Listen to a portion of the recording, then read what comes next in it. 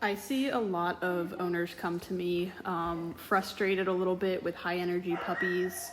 Now this is a client dog I'm working. I don't think that they came to me frustrated at all. I think they were very well planned in what they wanted with this dog. So I just want to make sure that you guys know I'm not trying to out them. I'm just using their dog as an example here. So with high energy puppies, it can be really a lot, especially if you're new to like dog training. Like maybe this is the first time that you're training a dog.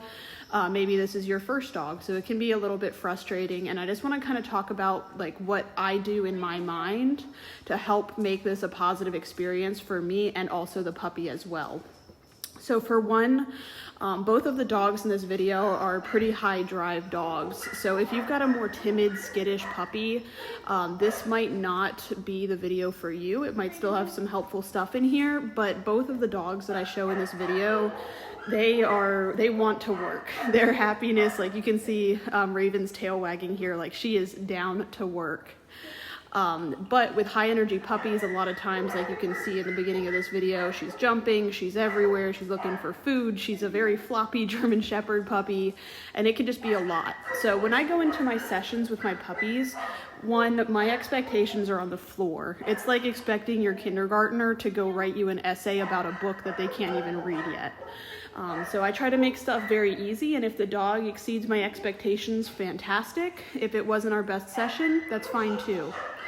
Now with both these dogs, again, they're higher drive, so I'm adding a little bit of pressure into these situations where maybe, again, if I'm trying to build up a dog, I might not do as much with my pressure or with my luring as well. I might try to make them figure it out a little bit. But with my fast thinking dogs like these guys, if I'm waiting for her to make the decision, we're gonna kind of be here all day with her doing whatever she wants. So first thing I want to address is the jumping. So obviously, you know, we don't really want our 100-something pound German Shepherd to jump on us. Raven's going to be a big lady. That's something we're going to want to start addressing now. But this is like her third maybe day with me. So we're still building relationship. We're still figuring out what markers mean, and we're still laying foundations. I have a big span of time to work with her on jumping. So right now, jumping isn't a big concern for me. So I'm just gonna accept that it's gonna happen. I try to avoid it when I can. So if I can like slide my leg away so she just hits the air, I will. But for the most part, like my goal right now isn't just to be the person that says no all the time. And there she sat so well that she sat backwards. That's another reason I like to train on the slick floor with my higher energy dogs, is it forces them to kind of slow down because otherwise they will just wipe out. So it kind of forces them to use their brain a little bit more. So for my sessions, I'm not getting super energetic. Like I'm still telling her good job, I'm saying good, but I'm not doing a whole lot of talking. I'm doing a lot of body language, I'm doing a lot of luring, I'm being very clear with my markers. When I am doing a jackpot like here, that's when I'm gonna get crazy. So that jackpot, that's when I get that craziness. But you can see coming down off that jackpot, she jumped on me a couple times. Like we're a little bit in crazy mode. So now I have to bring her back down to earth. So there is times to add craziness into our behaviors, but you have to be deliberate and understand what you're doing when you do it, and that the dog is going to be kind of coming off that big dopamine hit and they're gonna be a little extra. Another thing to just go ahead and expect, and this is just kind of goes with all puppies, is your hands are going to get bit. Like you're going to possibly come out with a couple little puncture wounds. That's unfortunately life with a puppy. You just got to hang in there until those teeth get bigger. There are tricks for like how to feed them and stuff, but it's just life. We can't really make a dog not be a dog. So with Raven right now, we're doing a lot of luring. So we've done some sessions on place. Right now, in this session though, I'm mainly focused on my heel. And then I also learned from this session that she prefers to down over the sit. Usually dogs will pick one or the other. So that tells me that we're gonna be doing a lot more practice on sits than we will be downs. Again, I do use a little bit of leash pressure. So when I'm calling her into the heel, I'm trying to start pairing a little bit of leash pressure with that. So you'll see me sometimes put my arm over the leash and kind of pull it gently. Most of the time, the tension she puts on the leash is going to be the tension that she puts on the leash, not me.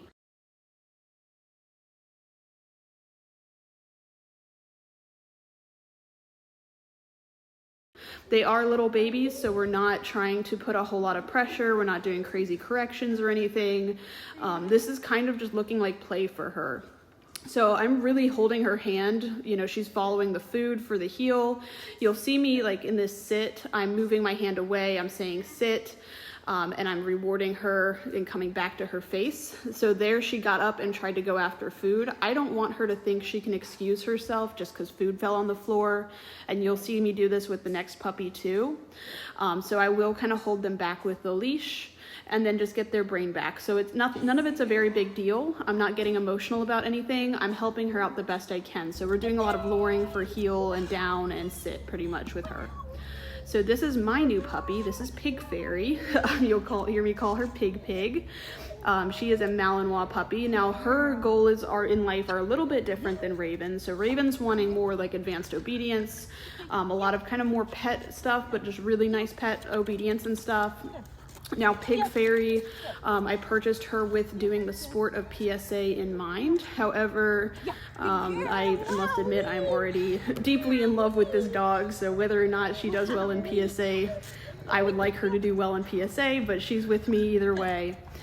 So we're working on a casual heel. So that's one thing that I noticed with my PSA dog, currently Razor, who I inherited from someone else who trained him, is he doesn't really understand the word casual. So it's either we're at the end of the leash pulling as hard as we can for a dragon, or I'm going to head up and heel with you. So with Pig, I want her to be my companion dog as well as my sport dog. Now a lot of like competitive people will be like, oh, you can't do that. I care about my dog first, and I want to spend time with my dog first. So we're doing a casual heel, so that when I do want to take her places, I'm not damaging my competition obedience. So with her, I'm just keeping it pretty calm. I'm doing a lot of turns. Again, I'm not letting her get to the pieces of kibble on the floor. That is part of the sport that we plan to compete in, is the food refusal. So even though I'm doing these casual behaviors, I'm doing it with the sport in mind. That's why I'm doing stuff like that flip around to the jackpot reward. I'm not letting her get food. I'm also luring a lot with her head more up. In the future, you know, if I have to train her to put her head down for a casual heel, that's not the worst problem in the world to have.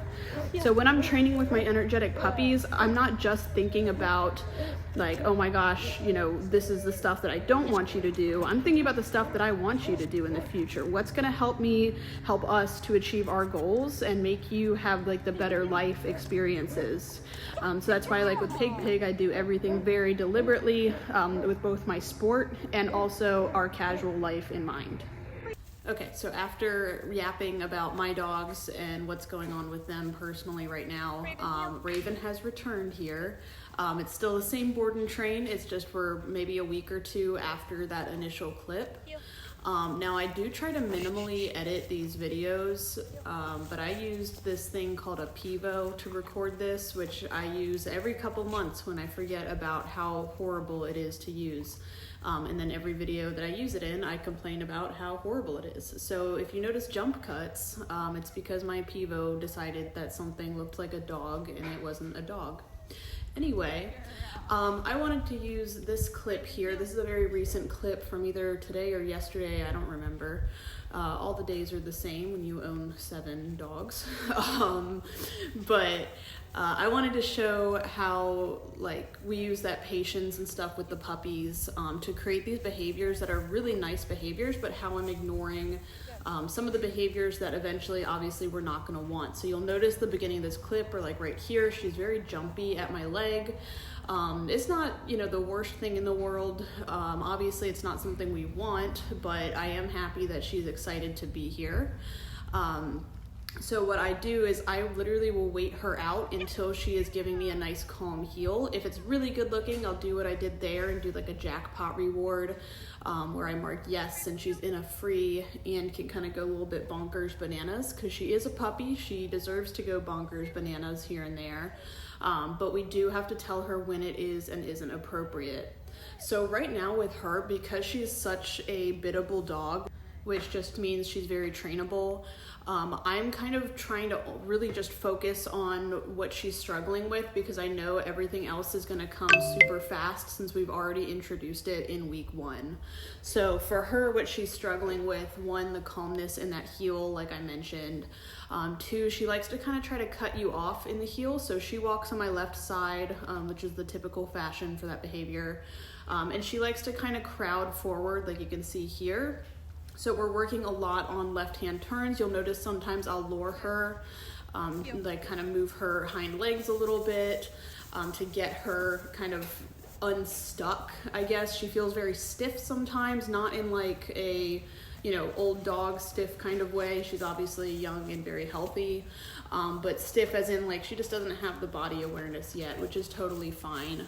And here's one of those jump cuts I was talking about. Another issue, which is super normal for dogs, is going to be that patience in the stay. So we're working on that patience with the stay. Of course, she's very bouncy puppy, so it's a lot to get her to chill out. And then there's some stuff that I'm avoiding right now with her too. So we're avoiding doing the down because I know she likes to default into the down. So we have been on a no down little like embargo thing, I guess, for the past week, because I know as soon as we work on it, she's going to get it super fast. And I want her to have a really nice stable sit before I go reintroducing that down, because we're worried about what's harder now while we have the extra time to work on things and go back and fix stuff and try new ways if we need to. Whereas that down is going to come probably in just 1 session. She's probably going to pick it up. She's a very smart little German Shepherd puppy here. But with my puppies, I'm just being very, very patient with them. Honestly, I'm enjoying training this puppy more than I'm enjoying training my puppy right now. This one, yes, she bites my hand when I feed her, but she makes the rest of me bleed a lot less. Try ungluing a Malinois puppy from your hamstring. It's very entertaining. But Raven naturally offers me this absolutely amazing little attention heel. It's really nice, so I try to reward that when I can. You'll notice when I feed her in the heel, I'm kind of trying to encourage her head upwards. If she's offering that attention heel, why not capture that and take that, right? We can always bring her back down to a more casual pet heel if we need to, and we can always change this to a more like performance sport heel if we want to in the future as well. We're also kind of playing with the flip into heel here and there. She's very proficient in that skill, so I don't work it too much. I want her to feel comfortable going away from me. That's one thing I don't like with some of the ways people teach recalls and stuff, is that the dog becomes not nervous, but they anticipate that recall, so they think that the whole skill means go out 10 feet and then come back to me. I still want her to be able to go out and explore and do things.